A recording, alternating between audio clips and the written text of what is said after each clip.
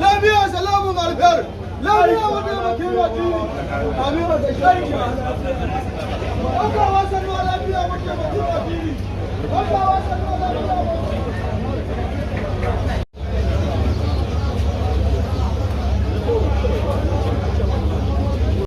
izinin Allah ta'ala da kuka ganin haske na al'amarin tsaro ana ta samun ci gaba kullum ina tabbatar muku muna muku mai alashi izinin Allah ta'ala kullum da ku ƙara ganin haske mun sani akwai wanda ba su jin daɗin ana samun nasara domin me an samu nasarar za a ga gwamnati ta samu nasara amma in aka samu cikas sai a ce gwamnati ta kasa ba su san cewa kan suka rusa duk wanda ya sanar da ya tara ba ran mumini tsakanin ne da Allah shi maɗaukin sarki ya halicci ba mu dai a matsayin mu Allah ya ɗora mana mu kula da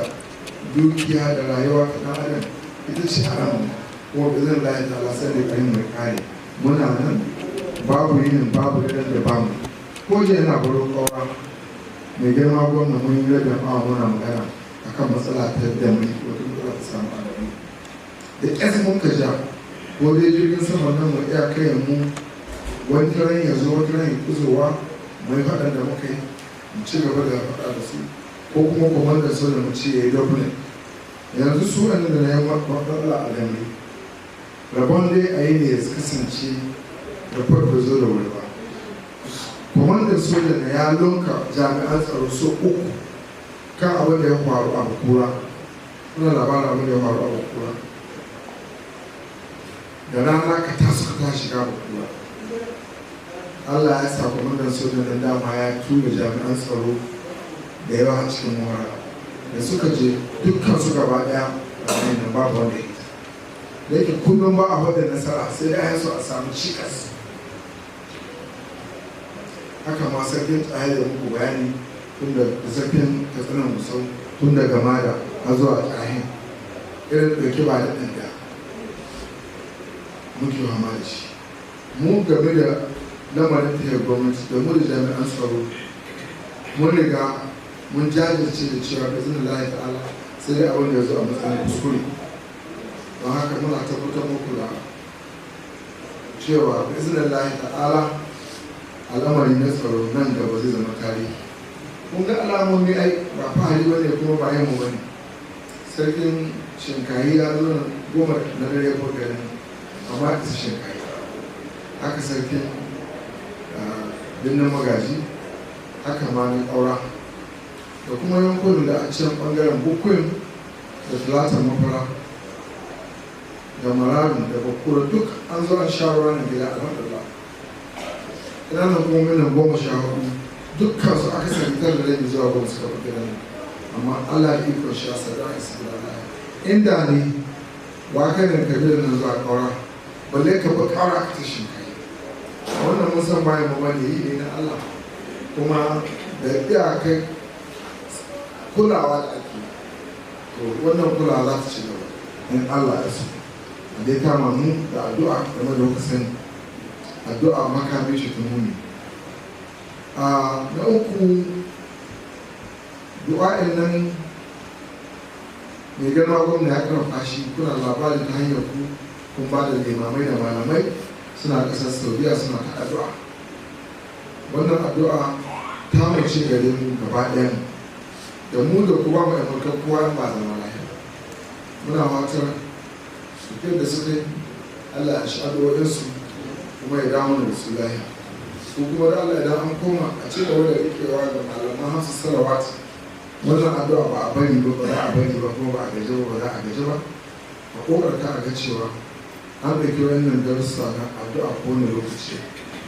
in Allah ya so Allah zai kawo mana ƙarshen wannan abu wurin mu noman bana Allah ya gwada mana an shiga an yi shiga mi lahiya kuma an yi kayan gona an cikin ba amma dai gaskiyar magana shi ne gwamnati ba za ta yi hannu a gwiwa ba za ta jari ta ga cewa wannan al'amari ya tafi a ƙarshe godiya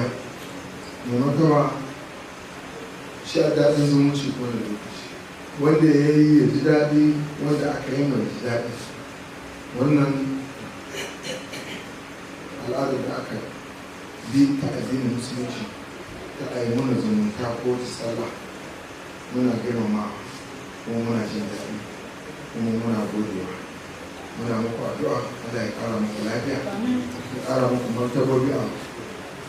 yankunanku da fadojinku, ya taimake ku da ta yadda gudanar da ayyukan kula da wannan talaka da Allah ɗora mu. Kuma Allah shi ƙara ba mu danƙon soyayya tsakanin da ku, ya ƙara danƙon zumunci tsakanin da ku. Na ga mai girma gwamna za ku zo, kuma na yi kai na da anshe ku a fadar gwamnati duka ce karamawa ce zuwa wurina. To wannan karamawa da aka mini Allah ya taimake ka, amma da dan iyalaina da ni kaina ina godiya gare ku mai ɗimbin yawa, kuma Allah shi bar danƙon zumunta da soyayya.